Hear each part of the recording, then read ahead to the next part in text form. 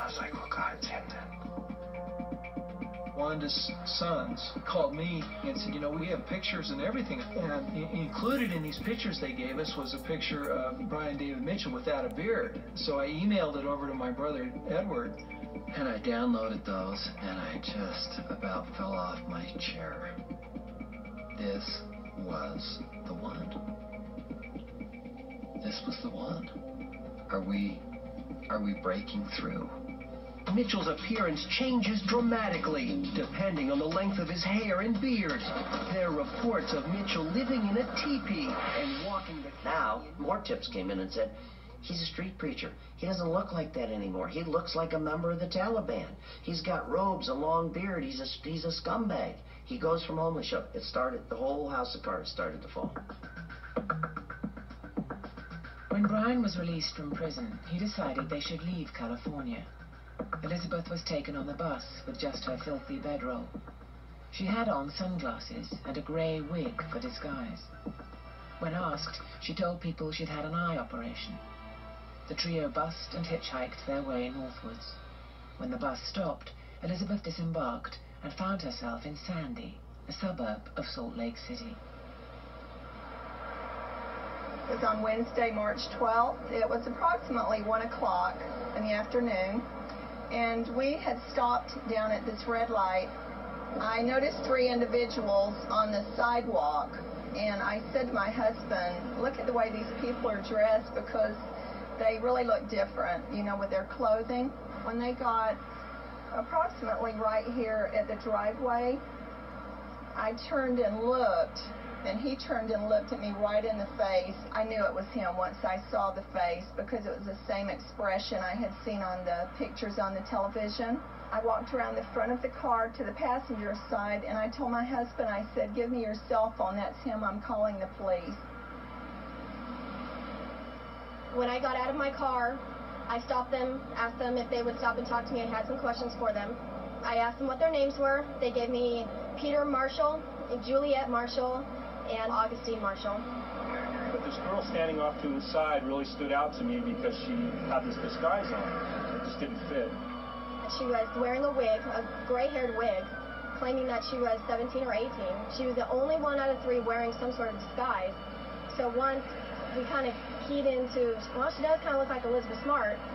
She then said something like, I think you know who I think I am, but I'm not that person. And I said, well, who do you think we think you are? And she says, you think I'm that Elizabeth Smart girl. She says, well, I'm not that girl.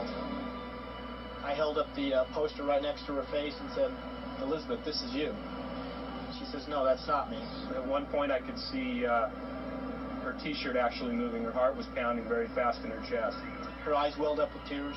You could tell she wanted just to physically say it, but she wouldn't.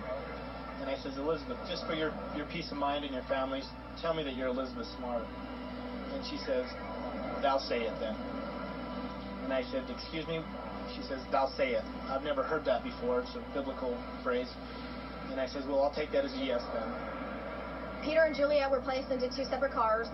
She immediately started crying once she got into the back of my car.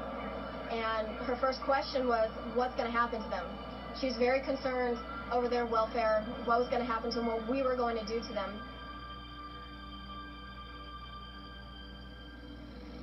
The detective said, Ed, I want you to stop everything right now and come directly down to the Sandy Police Department.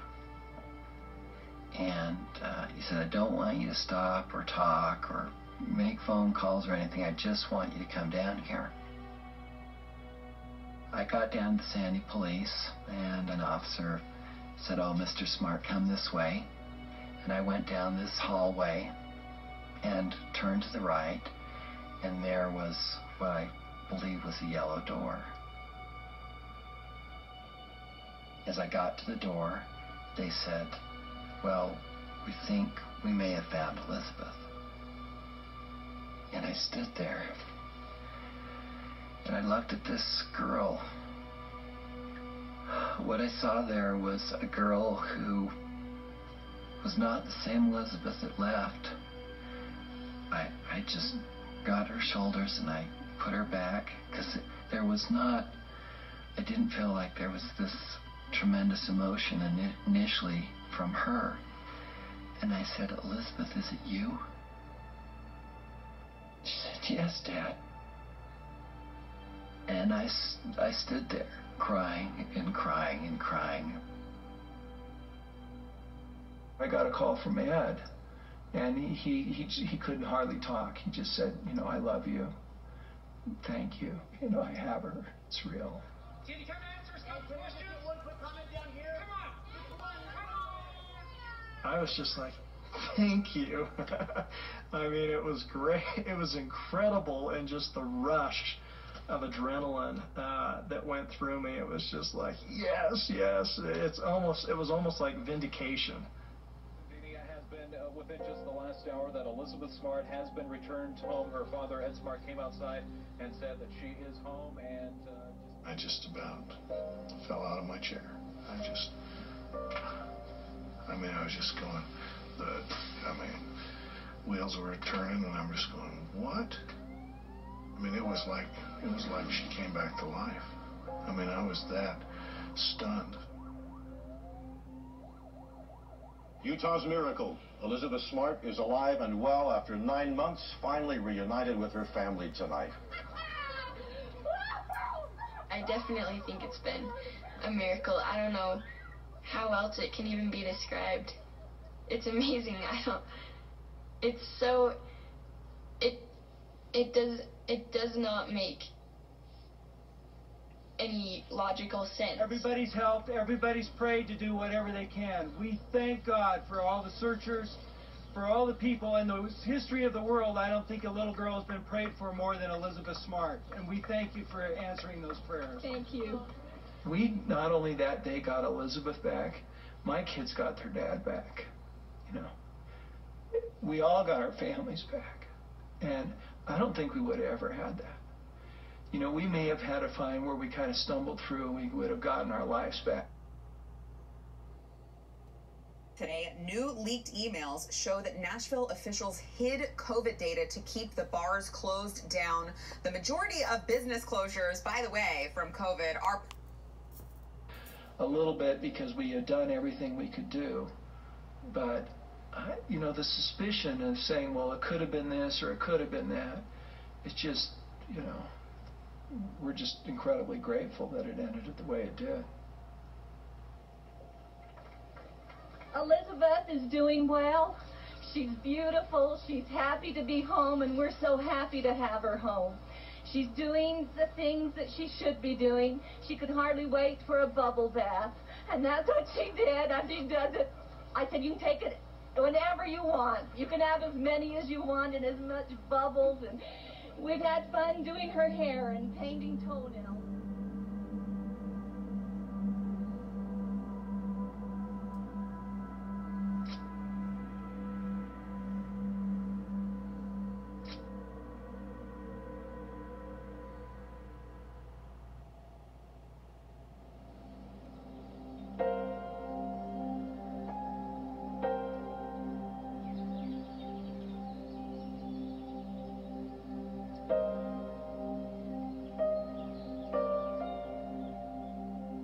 For the Smart family, the years since Elizabeth's rescue have been challenging and painful.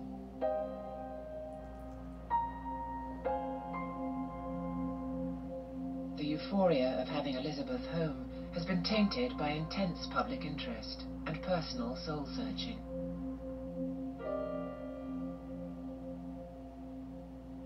The recovery of Elizabeth was phenomenal. The aftermath of that and everyone trying to put their lives back together is a whole nother story in and of itself. During the search, we were so close. We were always communicating. We were always doing something. And then after that, kind of, you don't have that one common goal anymore. I think that for, you know, a year and a half or 2 years, I think that in the extended family, it was just such a hard thing to have gone through that we were going through a form of post-traumatic stress. Difficulties within the family were exacerbated by a book that Tom wrote in 2005. It detailed the police investigation. And my wife said, well, what are your intentions on doing this? And she really didn't want me to continue doing it. I said, you know, if you ever want me to be back to who I am, you just need to let me tell the story and get it out. In their memoirs, Edward and Lois largely avoided the details of Elizabeth's ordeal by concentrating on their own personal struggle as parents. They were difficult times. You know, Lois and I were focusing on ourselves and how our family was doing. And those were not easy times for anyone. I think we're about 80–85% healed from all that, and maybe that 15% you never will. That's just part of life and kind of the scars that everybody carries. Times like what we went through those 9 months are so difficult and really tries your faith. I mean, if you have faith that there is a God and there is a Savior out there,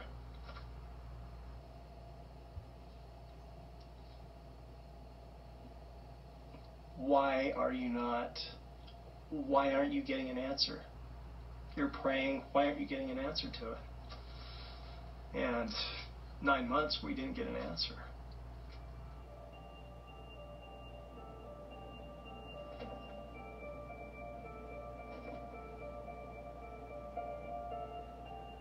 Cochino.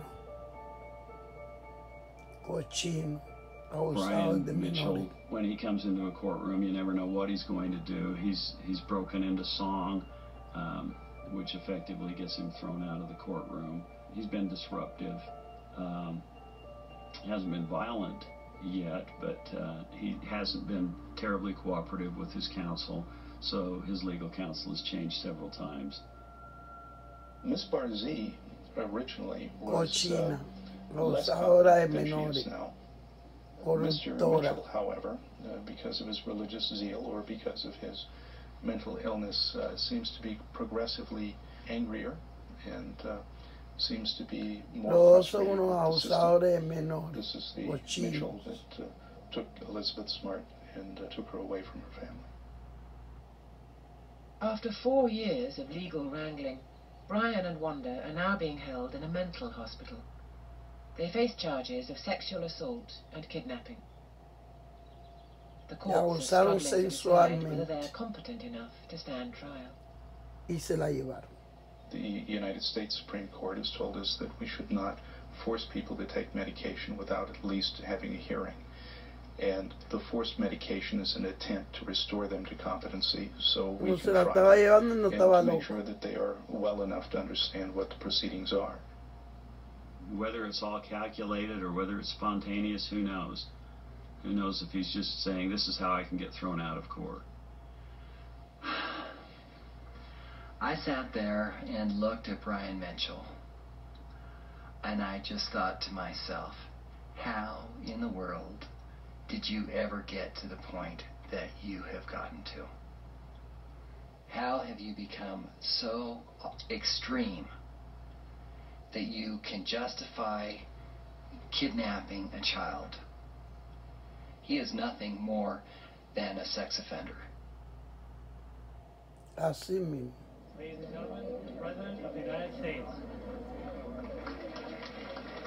Since her return, Elizabeth has joined her father as an advocate for child protection. She lent her support to the